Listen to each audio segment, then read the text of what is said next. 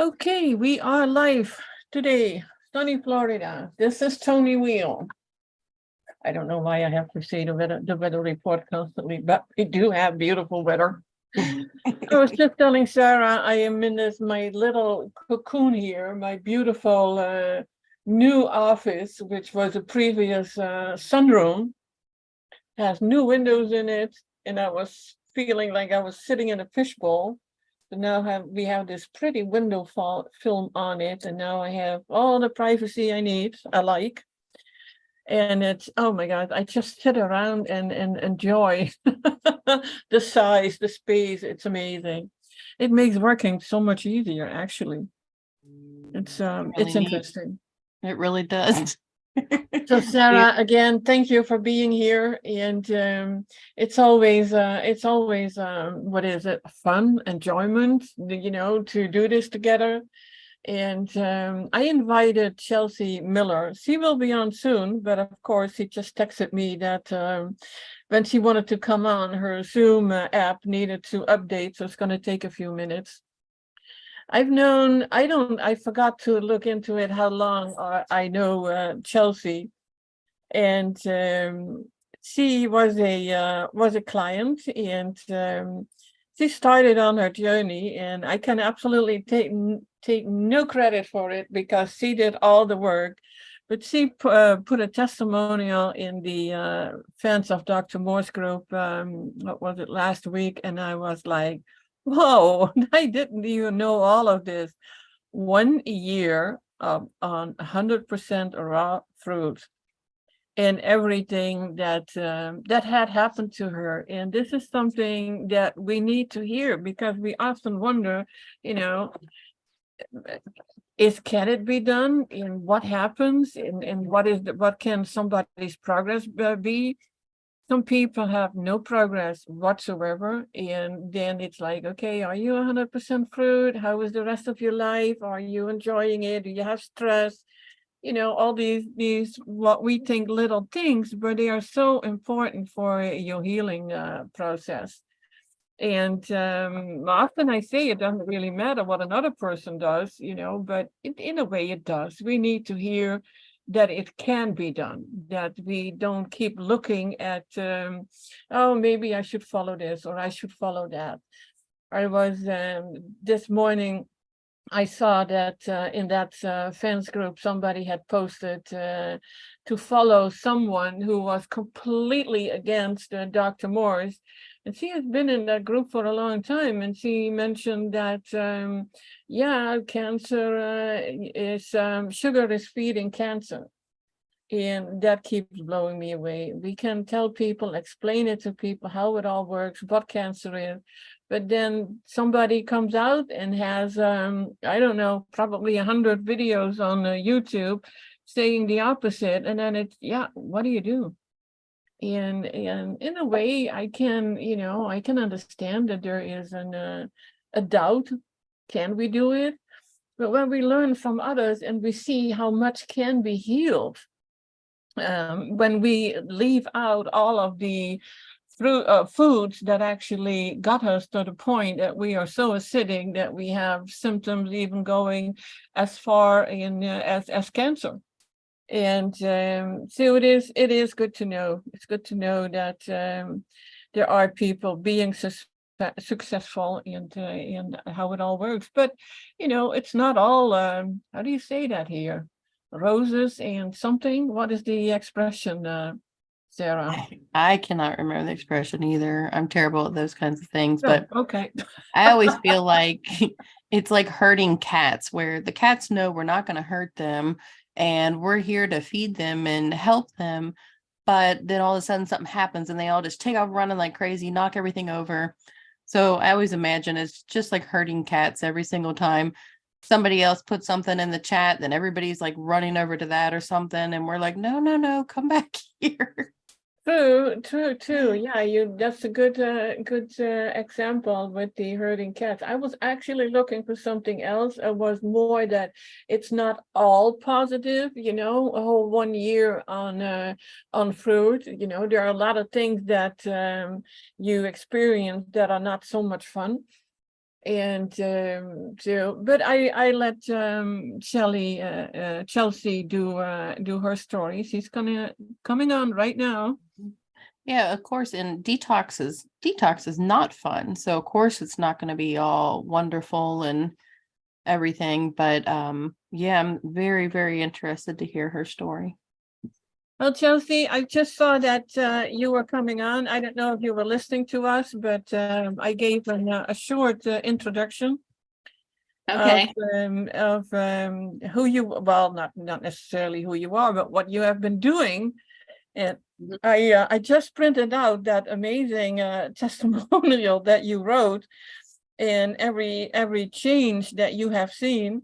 And you mentioned the good, the bad, and everything in between. And I think that is what we experience. And we just have to be comfortable with that. The bad, it happens too. And this is what I learned, that at some point, when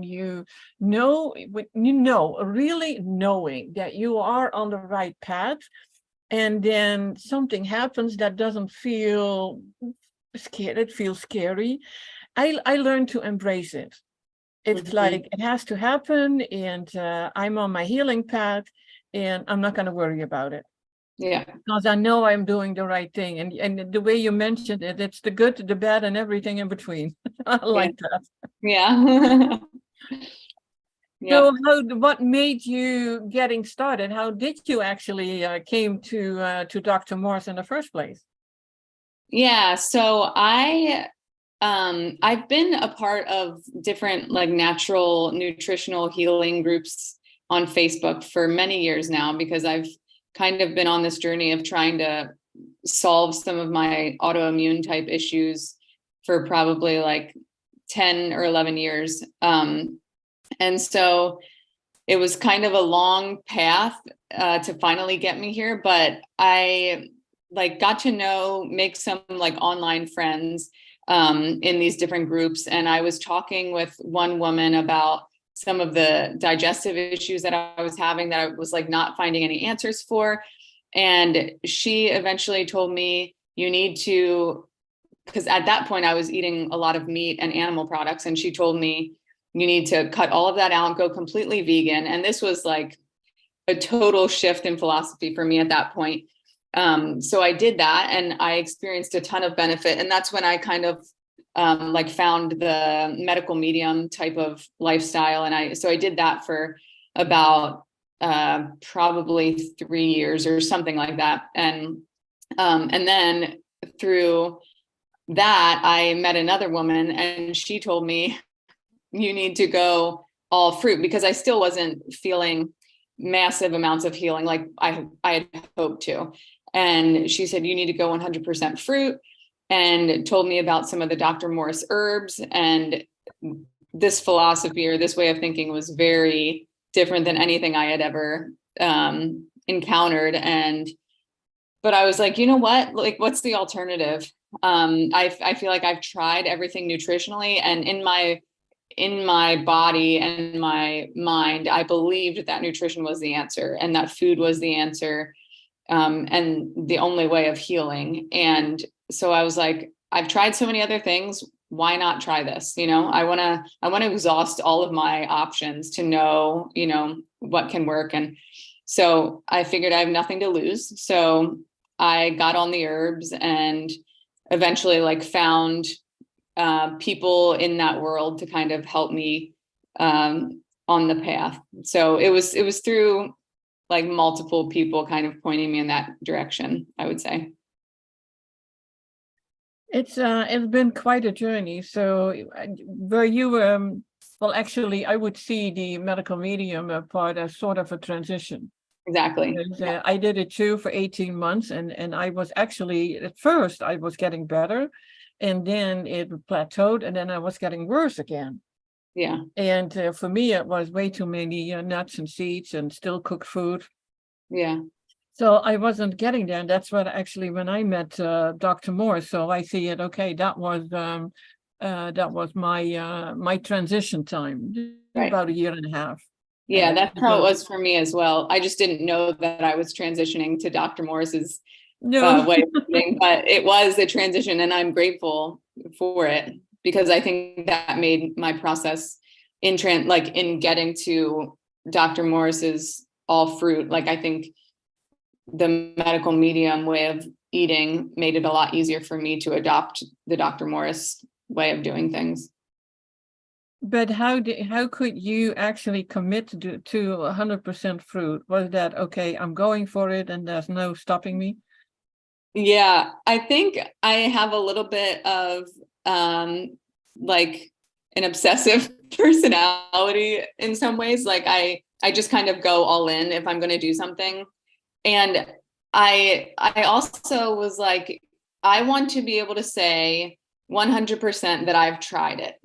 And whether it works or not, I want to be able to look back and have no regrets and be like, you know what, I tried that fully and it either worked or it didn't.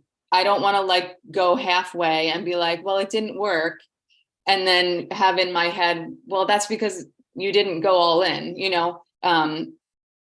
So does that make sense? Absolutely. Yeah. It's I always was when I tried some, you have the supplements, even the guy with about lectins, Dr. Gundry, and I was like, okay, I try it for 3 months, maybe 6 months, but with him it was 3 months. I'm like, no, this is nonsense. This is not going to work. With medical medium, I believed in it so much until I saw that I was not healing at all. And so I did try that for 18 months. I read all the books and thought I got it all, but the result was not the same.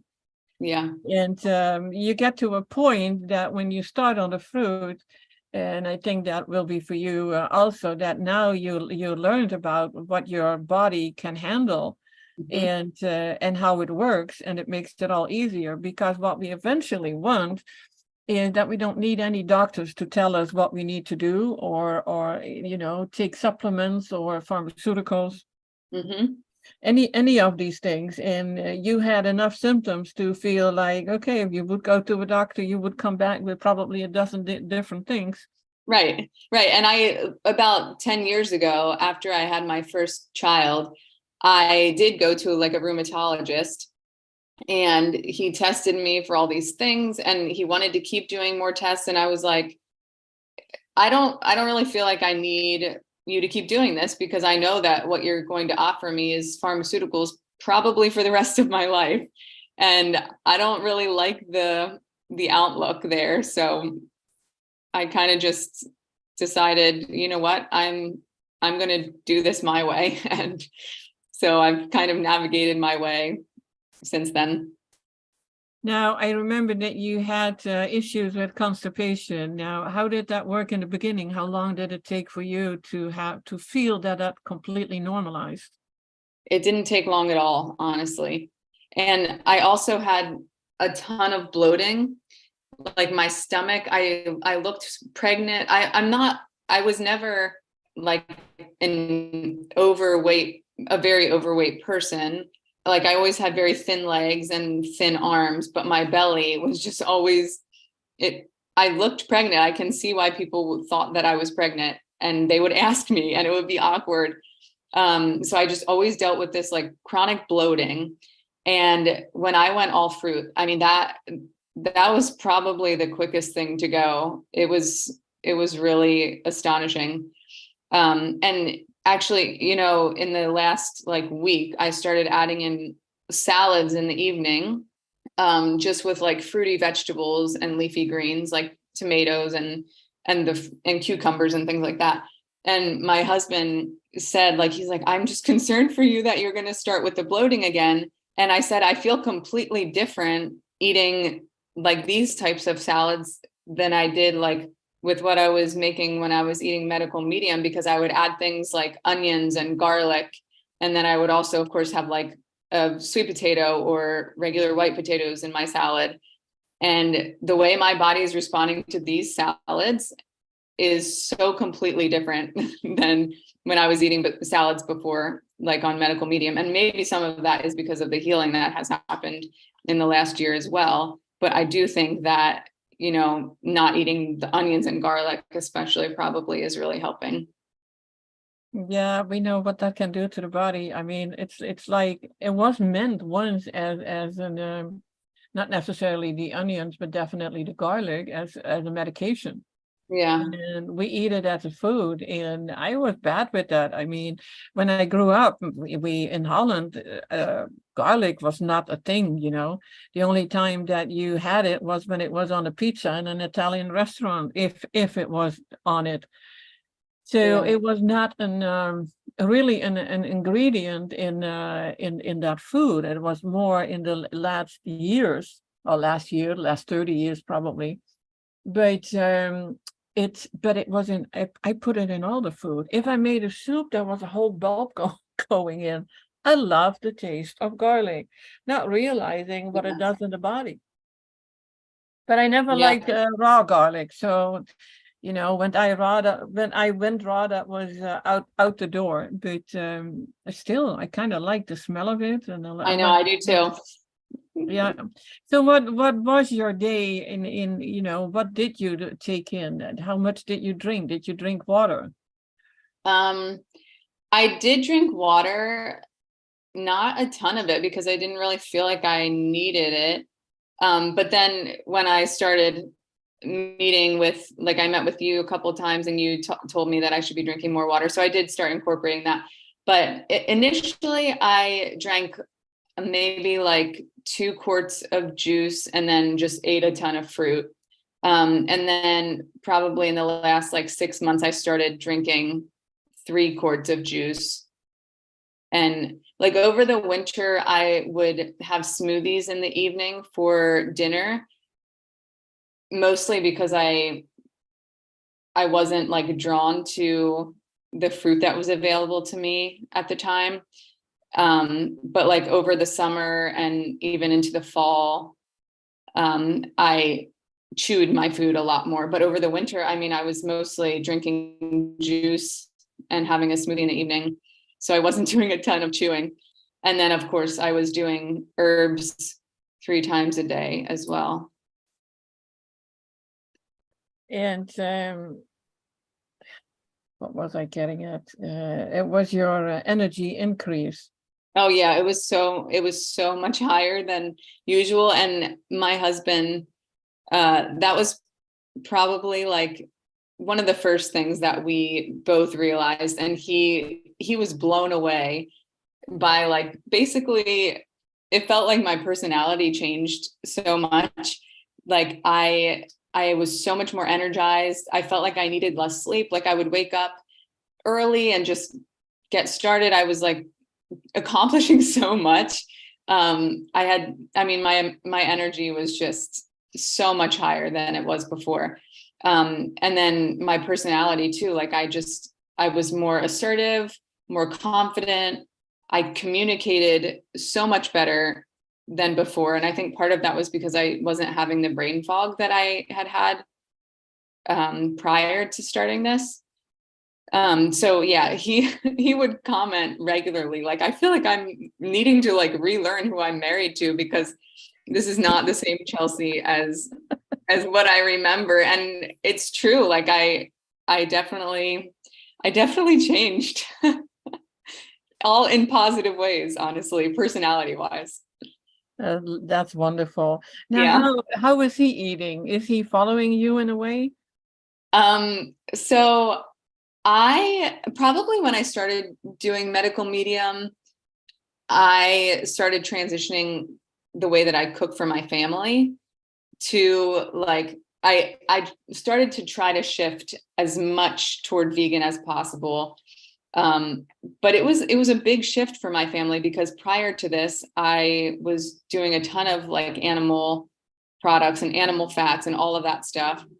So this was, I also realized that I need to like tread lightly with it, especially because of like the culture and the heritage that we come from. We're Swiss German, and we're from Lancaster, Pennsylvania. I don't know if anybody knows what that is like, but it's like very strong German heritage, like meat and potatoes, that kind of thing. So I didn't want to push this on my family too much against their will. So I kind of treaded lightly with it. But now I cook for them vegan. And then when they go out with family or whatever, they'll eat whatever is offered to them. However, I will say that there was a period of time during my year on fruit that my husband experimented, and honestly, he's actually still doing this pretty much, where he will just eat like raw fruit in the morning, and then I will either pack him like raw vegetables, just like cut up, or like a raw salad. And then at dinner, he'll eat like a cooked vegan meal that I make for my family.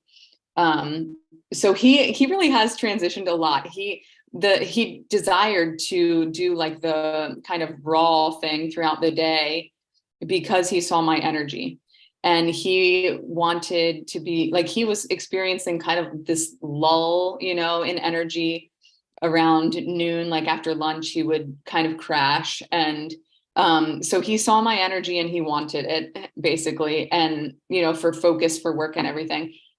And so he tried it and he experienced a lot of benefit from it. So he's been doing that, and I consider that a win. And I feel like I only have I have power, but it's also his decision, and I don't want to push my thoughts and beliefs on him too much, because I know that's not going to work in the long run, so I try to lead by example, and it's worked because he's seen the benefit and he's made a lot of shifts too. So he's not Dr. Morse, 100%, but what he is now compared to what he was before is amazing. And same with my kids. So I consider it a win. That's really neat. That's the same process I went through with my husband too, where he's fruit all day long, and then he has a meal in the evening, which is a cooked meal. But I'm not sure if you know much, if you've listened in the past, but we don't cook in our house. Okay. So he'll pick up something or do something like that. But he has what he calls meat days now, and he only does 2 of those a week, where the rest of the time he doesn't even eat meat anymore. And I did the same way too, because in the beginning I was like, everybody's got to get on this board. We're not having anything in our house like this. It's not this way. But then the next time around, I didn't say a single word, and I just led by example exactly. And then he just slowly came, and it all had to be on his timing and his decision as well too. That's really neat. Another question I wanted to ask you too. Are you still in Pennsylvania? Yes. Okay. My question was, we get so many questions on this, and Toni and I have talked about it so much too, but how did you fare through the winter on just smoothies and fruit? All the time we hear about people saying, I get so cold, I'm so cold, where Toni lives in a tropical climate, but I'm in Ohio, and I don't get cold through the winter. I mean, yeah, if I'm outside playing in the snow, obviously, but I'm not cold in my home. Yeah. I will say I was cold a lot. But I think that I was also like very determined to do this. So I would wear a lot of layers. I would dress in thermals under my clothes all the time. I also think that, my thyroid is probably in need of some healing still. And so maybe that contributes to the temperature issues that I experience in my body as well. So I'm hoping that with time that will get better. But yeah, I definitely did experience cold. But I also did things intentionally to make myself sweat. Like I would go use the sauna regularly, and that really helped me. I would wear tons of clothes. Like I said, I would use extra blankets on my bed. So yeah, I just decided like, this is what I'm going to do. And it's for a season. It's not going to be forever.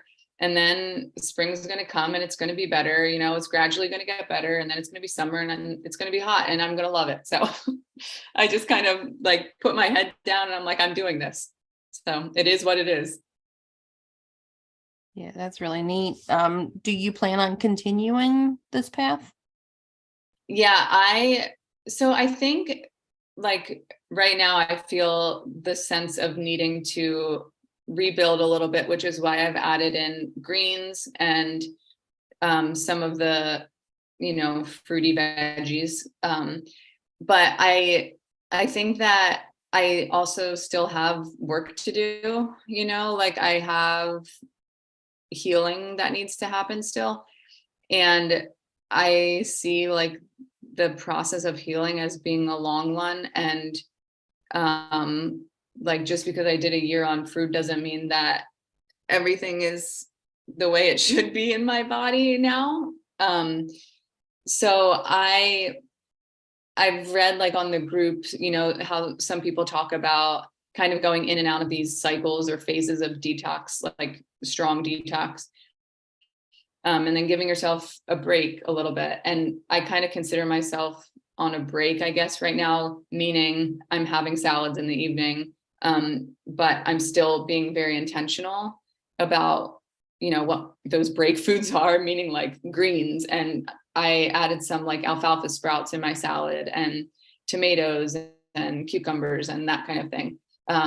So yeah, I like the idea of kind of cycling in and out of 100% fruit. So like we're going on a road trip this summer, my family and I told my husband, it's just going to be easier for me if for those 2 weeks or however long, I'm 100% fruit. Like it's so much easier, just pick up some fruit rather than like trying to make a salad. And so, I'll just like see these certain periods of time as like, oh, this would be a great opportunity to do all fruit, or like I see this month ahead that looks like clear. Maybe I'll just do fruit for 30 or do juices for 30 days, or, like try to see different opportunities in my schedule where I can do like a more intense detox. So yes, my hope is to continue with this lifestyle, while also, doing it with a little bit more, maybe less intensity, I guess, more flex. But yeah, I want to continue raw. I want to, still maintain this kind of like strict sort of diet where I'm not adding in the nuts. And especially within this next year, I would really like to like also be careful about the fats, because I think my body could really benefit from low to no fats. So yeah, hopefully that answers your question. It did, and that's wonderful to hear. We'll be very excited to follow your journey along with you. Thanks. Mm-hmm. How long did it take for you, Chelsea, before your cravings were gone? How did you deal with that? Well, I think that I didn't have a lot of cravings, honestly. But I was thinking about this recently as I've added in salads. I think it was almost easier for me to go from like the medical medium diet to 100% fruit, versus like trying to go to like a raw salad, because the raw salads have been a little bit hard for me to get used to, like finding a dressing that I really like or whatever, versus like going to 100% fruit, because the fruit just tastes good, like you don't really feel like you need to doctor it up to make it taste good. Whereas with a salad, I'm like trying to figure out like what combination is good, like what can I put on this salad to make it taste good, make it a way that's like appetizing to me.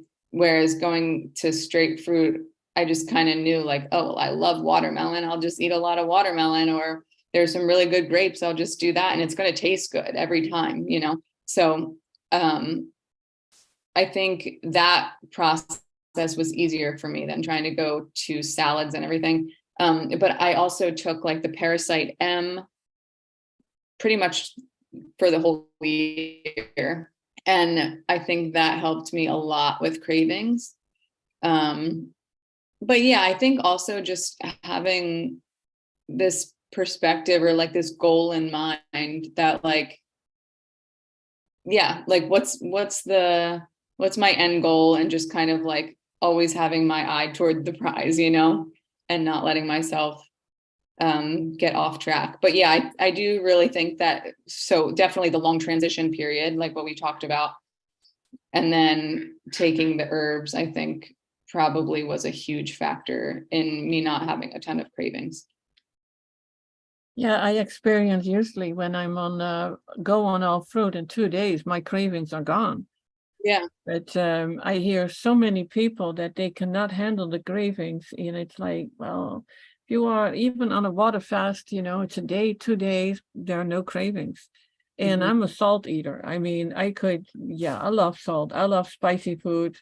But when I'm on fruit, don't even think about it. Yeah, right. Sometimes I feel like it's more of a mental thing than it is a physical thing, because how come I wouldn't need it when I'm on all fruit? And when I eat one cooked meal, I feel the need for more and more salt. It's interesting how that all works. Now, how did the emotional detox? I hear a lot of people talking about that. How did that work for you? Yeah. Okay. So I just want to say one more thing about our previous question. Another thing that I was very intentional about was never letting myself get hungry, like with the cravings. Yeah. If I like, I drank juice all throughout the day, and I just would make sure that I was always satisfied, so that was also very helpful.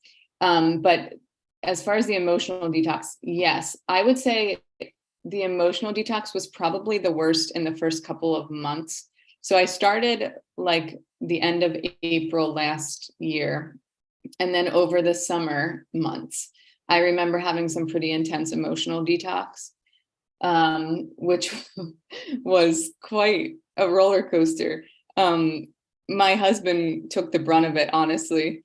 We had some interesting, and I've always kind of been like a more mild person. Like I didn't really have any like freak out, sessions or anything, but those couple of summer months, I had a few intense like outbursts, maybe you would say. And my husband and I, we couldn't really explain it any other way than to say, I'm pretty sure this is like some emotional stuff coming out. Which I think for me was important, because I think that I in the past have tended to like hold on to anger and just kind of suppress it. And all of a sudden I was just letting it out. And so that was, it required some grace from him in particular, and me also just having that, patience with myself. And kind of, I told him beforehand that this was going to be a possibility, because I had read about it from the group and heard about it from Dr. Morse, that this could happen. So it was helpful to know beforehand that, we could experience something like that. So yeah, I did experience it, and we kind of rode the waves and got on the other side.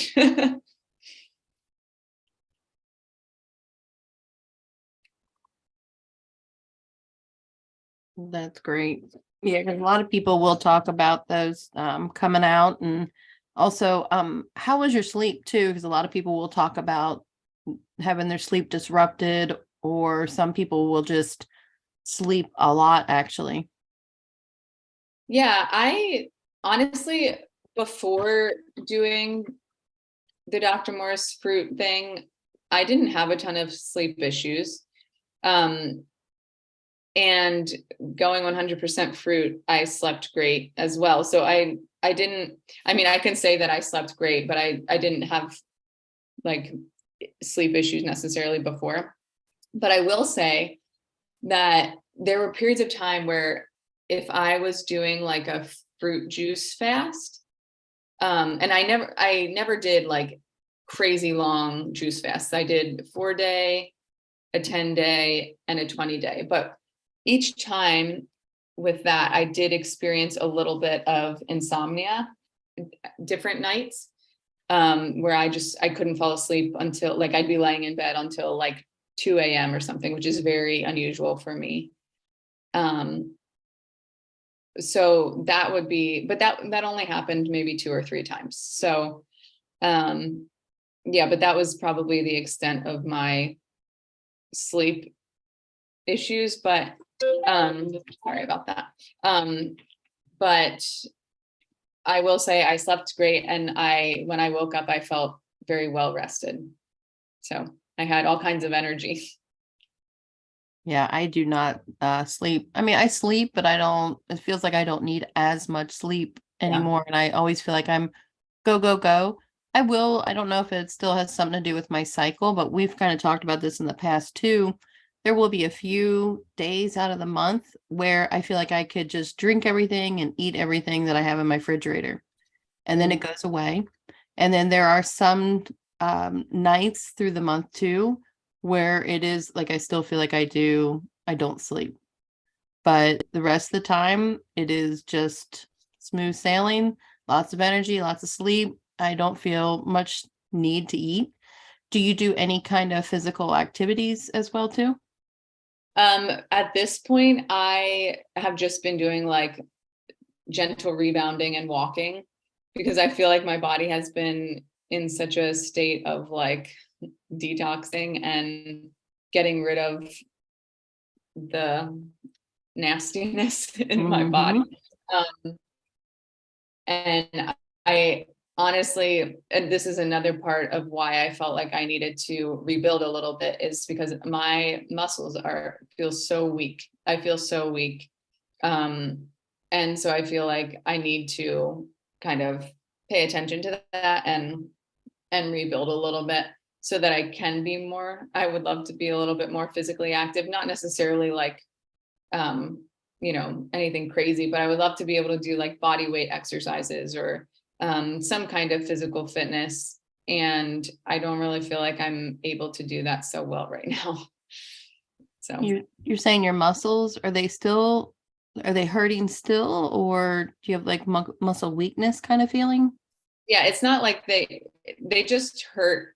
I just feel very weak. Like if I am picking up my 4-year-old daughter, my strength is just not nearly as good as it used to be. So yeah, I just noticed like when I'm lifting something or even going up the steps, I feel like my legs get really tired. My strength is just not there. Yeah, it's definitely time for some rebuilding. Yeah. And I know of it's mostly guys who are 100% fruit, and but they do the muscle tone, the exercising. So I think you build your muscles up with just more exercising, and definitely add some more greens in it. Yeah. The lettuce and alfalfa. Dr. Morse often talks about that.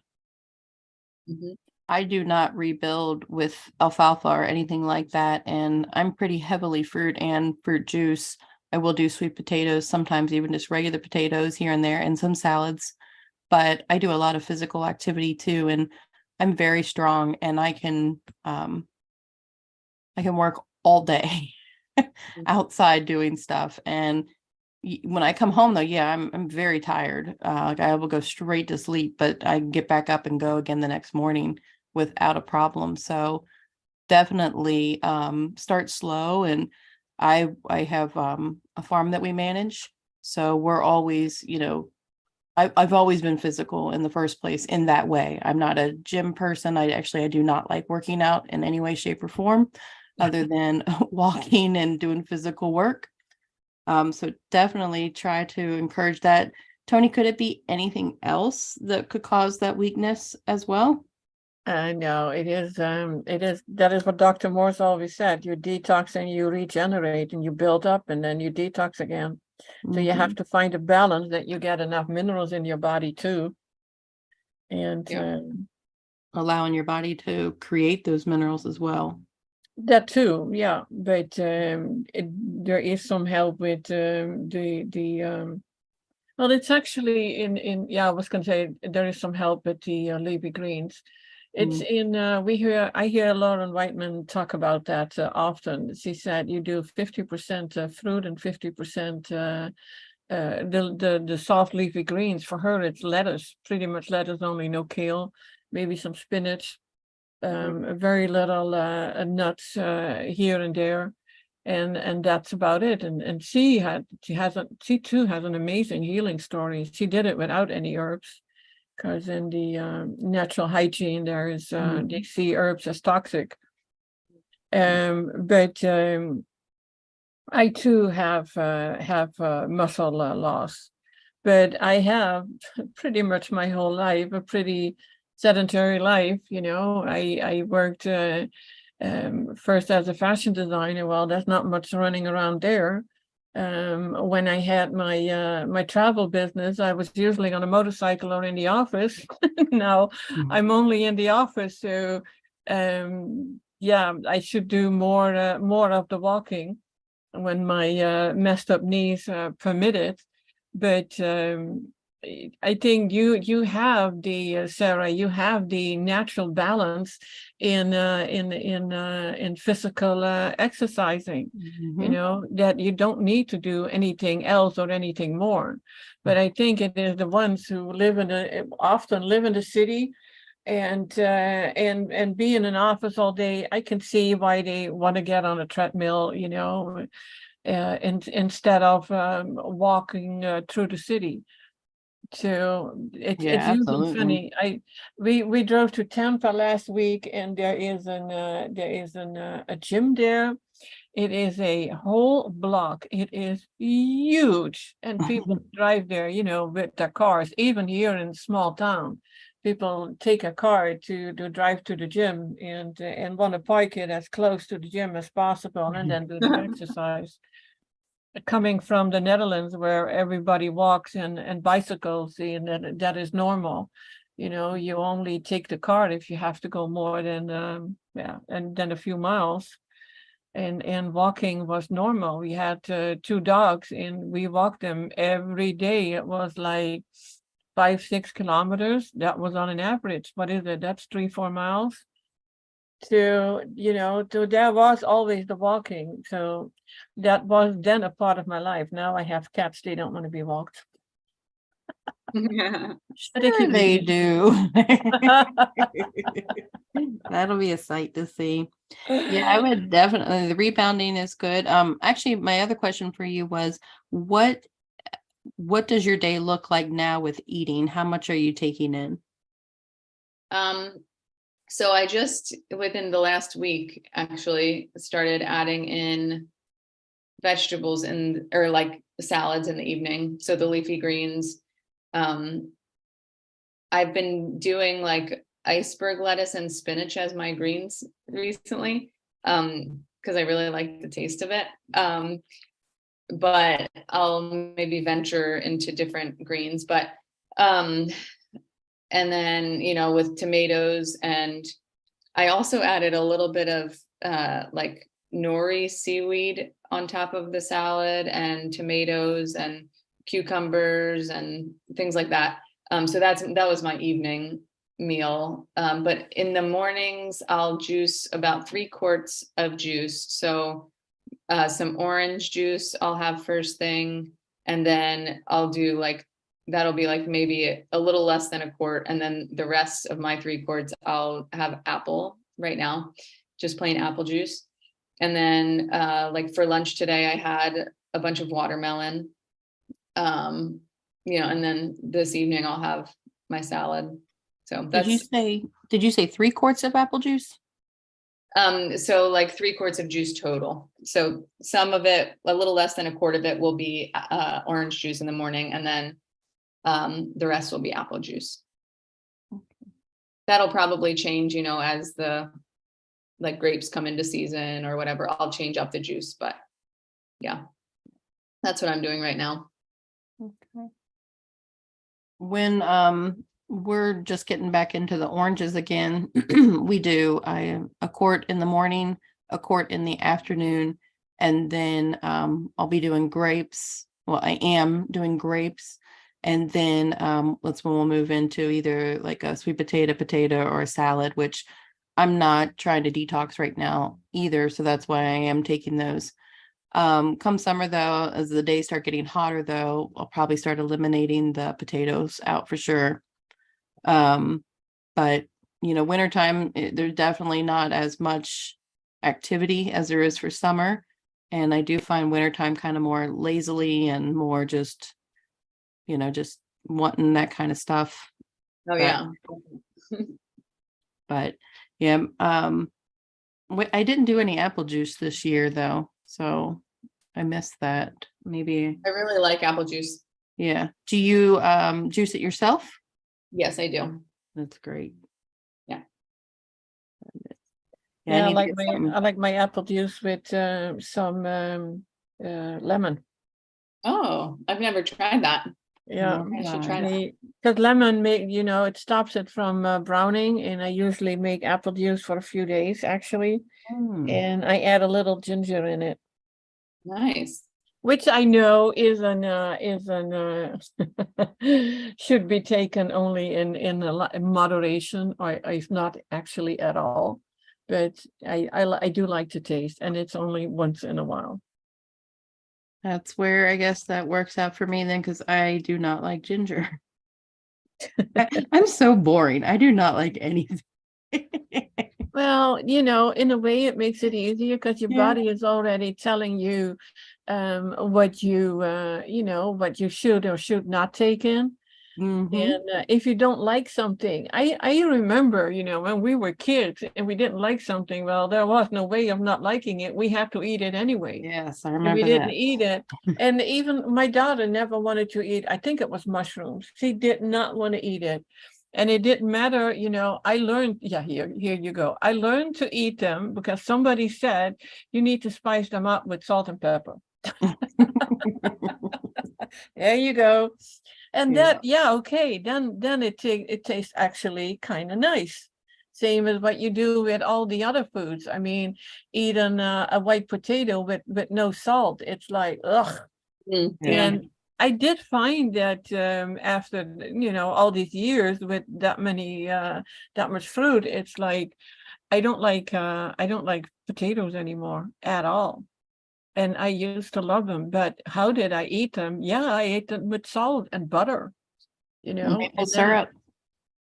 Say it again? Maple syrup. Sweet potatoes, you mean? Yes. Oh, sweet potatoes, I don't put anything on it. I like them as they are. So there's no maple syrup or salt or anything. I like them the way they are. But I was talking about white potatoes. I even French fries, loved French fries, don't like it anymore. I often talked even over the last year, my addiction to avocados, don't like avocados anymore. So here we go. Wow. I have been dehydrating celery and using that as like on my salad to kind of give it like a salty flavor. You're the second person who's talked about dehydrating celery now. Really? Yeah, we were talking about that last week, and I think she told us cut it in pieces and small pieces, and then put it in the dehydrator, and then in the blender to kind of powder it. Is that how you do it? Yeah. Yeah. And I just sprinkle it over my salad. Yeah. Yeah, well, it's good. I haven't tried it yet, and my dehydrator hasn't been doing any work, and I think in the last 2 years at least. And once in a while, I may put some tomatoes in it. Yeah. I add some Italian herbs and maybe some green salt, and then I put them in the dehydrator for 6 to 8 hours, and I absolutely love it. Yeah. And, that's also how you can make it's like jerky. It's from these big mushrooms, portobello mushrooms sliced up. And it tastes pretty good. And even if you wouldn't put anything on it, it tastes okay. But I got so much more into the fruit, and it's so easy to actually bring along. I often mention, my husband is on the road for 5 days, and he takes a lot of fruit, and especially a lot of grapes with him. Grapes, apples, oranges, kiwis at times. and salads. We prepare the salads, and they stay good for 5 days. And make my own dressing. And you were talking about, what to put on your dressing. And I actually had a little yesterday with a tomato. And it was made from tomatoes and a little of these green onion, a little bit. And what else did I add? Some basil. And of course, lemon. And it's actually pretty delicious. So I keep it really simple, and sometimes you can even make a dressing from take part of your salad and put it in the blender, add some lemon to it, and maybe like your celery salt, and there you go, you have your dressing. Yeah. So what's the green salt that you mentioned? It is actually made from a seaweed, and if you would, the domain name is trygreensalt.com. Yeah, I think I've seen it before. So is that Yeah. good stuff?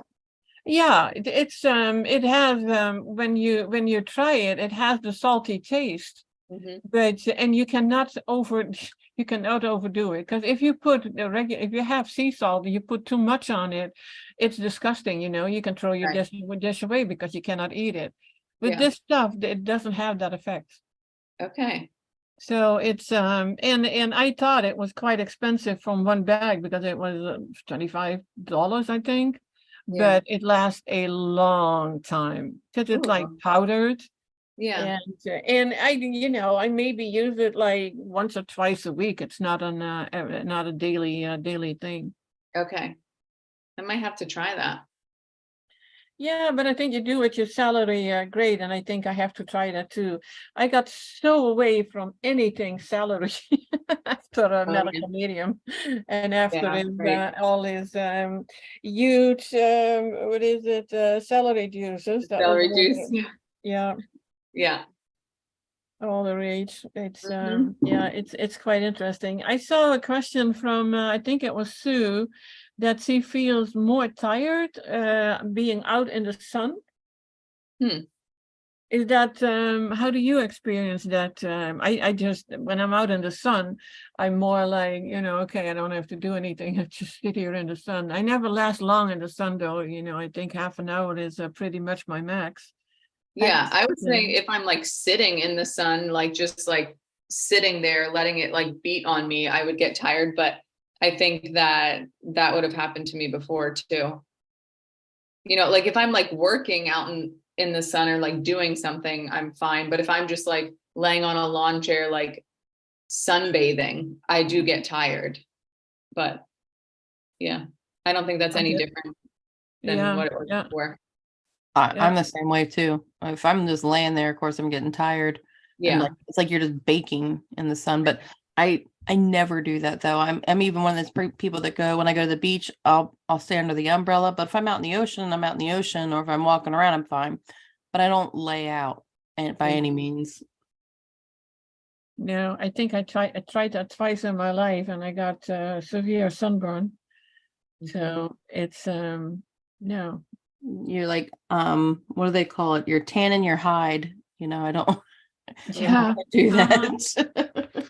Yeah, but this is a big thing in the Netherlands. Everybody wants to, because they think that it looks healthy, and they want to have a tan. So if they come over here and it's like, I got to be out in the sun because I can't come back to home, without a tan. It's like, I was a redhead, so I was never, a fan of being in the sun for too long. But being out on a motorcycle, I could be, in the sun the whole day. It didn't really bother me that much. Right. But yeah, I do love the sun. But when you sit out here in Florida and there is no breeze, the sun is hot. I mean, 10 minutes, then that's it. And I think that is your body telling you, okay, this was enough. Yep. Right. Find shade. Yeah. Oh yeah. Okay, I don't see any other questions. That's what I was reading that too. That's very you've had a very interesting story. We're very excited to hear how this how this goes forward with you and how you feel. And we're Thank you. very appreciative for you sharing your journey with us. Yeah, I'm happy to. Thanks for asking me to share. Well, you've never been completely out of my mind, Chelsea, so I was always following you. Aw, thanks. And I already said, I cannot take any credit for it with your journey, because my gosh, we as counselors or detox specialists, we're little of a tour guide, but you have to do all the job. All we can do is guide you in the right direction, and then all the work is up to you.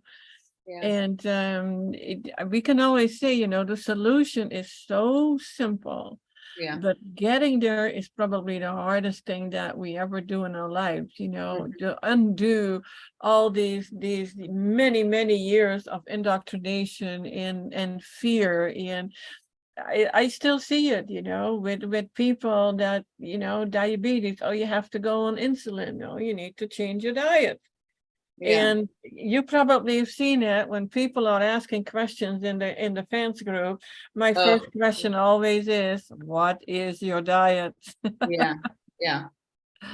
Yeah. And I are will you say sure? too, like I feel like it's definitely been hard. Like you said, like the hard work is up to you, but it's also really amazing looking back over the last year and like seeing like even just the mental and emotional and spiritual things that I've experienced over the last year. It's like, yeah, it's probably the hardest thing I've ever done, but it has also been the most rewarding, which I guess is a lot of times the way it works with everything in life, like the harder it is, the more, rewards and benefits you'll see at the end of it. But I also remember at the beginning of my journey when I started listening to Dr. Morse, and he kind of would get into like the spiritual side of things. And I in the beginning, I honestly thought he sounded a little kooky and weird, some of the things he talked about. But then as I like progressed in my like year of fruit, it all started like sounding less and less weird, like, because it like resonated more and more with me as I journeyed through it. It was like, oh yeah, like this rings true for me now. And so yeah, I think the mental and spiritual benefits of it have been, just as worth it, or maybe more than any of the physical benefits I experienced, to be honest. Well, it definitely goes hand in hand. And Yeah. it's amazing that you could experience that also. I did too. And but your story is so important, because too many people give up after 3 days, 3 weeks, 30 days. It's like, no, I can't do it, and it's not working. And please, for everybody listen to it, just keep doing it, because the what you said, the rewards are so worth it. Yeah. And I think the very important thing is realizing that you are the one that is in control of your body, of what is happening with it. You see it when you eat something that you shouldn't eat, and almost instantly what happens. So it lets you know that no, this is not a good thing for your body. It doesn't want it. And because I tried to remember something that I came across yesterday, and it was about intuition, how we can go back to our intuition. It was about remembering things, and I wanted to bring that up today because I thought it was very interesting. Somebody mentioned, we all go through the brain fog, and we can't remember things, and we think, oh my God, this is Alzheimer's, this is this. And somebody said, but it's not that. It's you going, he called it going from a 3D to a 5D, because then if you don't remember things, you have to do it intuitively. So you have to do what is good for you without remembering what should it be. And that kind of struck a chord with me, because I remember I've always been very rebellious of what I was being taught. It has to be this way, it has to be that way. And I was like, no, it can be this way too. So I did it my own way. Now, was that intuitive? And I thought that was an interesting thing. And I see it now more and more in the relationship to what we eat, and how much more clearer it is that which food is actually meant for us. And you see that with babies, Dr. Morse talks about that. If you have a table and you put fruit there and you put pieces of meat there, that child, say it is a year old, a year and a half old, it's not going to grab a piece of meat. Yeah. It's going to grab the fruit. Yeah, I actually see that in my daughter, my 4-year-old daughter. She's still at home with me, and I'll make her like a plate of like raspberries and then cucumbers and peppers and then, some rice or something. And every single time she will go for the raspberries first. Like I watch, I'm just like, this is an experiment, she'll go for the raspberries first, she'll eat them, and then she'll eat the peppers and cucumbers, and then she'll eat the rice. It's you can do that with adults too. Look at the vegetable trays that are put out. What's always gone first? Carrots and tomatoes. It's like the sweet. We're always looking for that. Mm-hmm. That's awesome. Oh, that's so good to hear. We got so far away from that, and it's an interesting journey. I always say that. I keep being surprised, by how things are going and what we need to do and the struggles that we have. And it's like what you said, that it's been what did you say, like a roller coaster? Yeah. Yeah. Oh yeah, you called it a wild ride. It's a wild ride. Yes, it is. And you mentioned like that you have a little bit of rebellion in you, and I definitely do as well. And honestly, I think I have leaned on that and like harnessed that even more in this last year, because it's like so against cultural norms to be doing what we're doing and to be only eating fruit. So I feel like I've developed thicker skin, and, just this sense of like, you can think what you want to think and I'll think what I'm going to think. We're going to have to part ways on this and agree to disagree. But, you're not going to change my mind here, like having a little bit of that resolve, I guess, in you to be like, I'm doing it, to stay the course, because people are going to say what they're going to say and disagree with you. And you just have to know what you want to do for yourself, because at the end of the day, it's just you, Mm-hmm. And you lead by example and shine your light bright, and you'll be touching people that you don't even realize you do. Yeah. Yep. Mm-hmm. Definitely, and your story will too. Now, I usually in the description I put a link to someone's website or a Facebook page. Is there something specifically that you would like me to put in there, Chelsea? To be honest, I'm not like a very active online presence. I'm kind of just living my quiet life over here. So I'm not like Instagram famous or, anything like that. You don't need to be famous, but what Sara just said, you're planting a seed, and that can have a huge effect. Yeah. And but you mentioned that you started an organic vegan side hustle in your neighborhood. Tell me about that. Tell us about so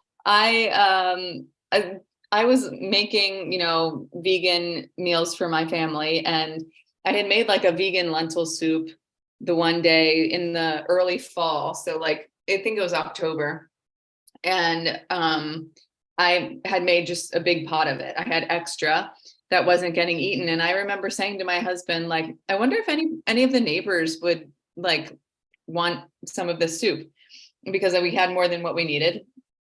And so we have this like Facebook group in our neighborhood that's like a yard sale page. And I just went on that page and like offered like, hey, I have, like 3 extra quarts of this organic vegan lentil soup. Is anybody interested if I sell it for this much a quart or whatever?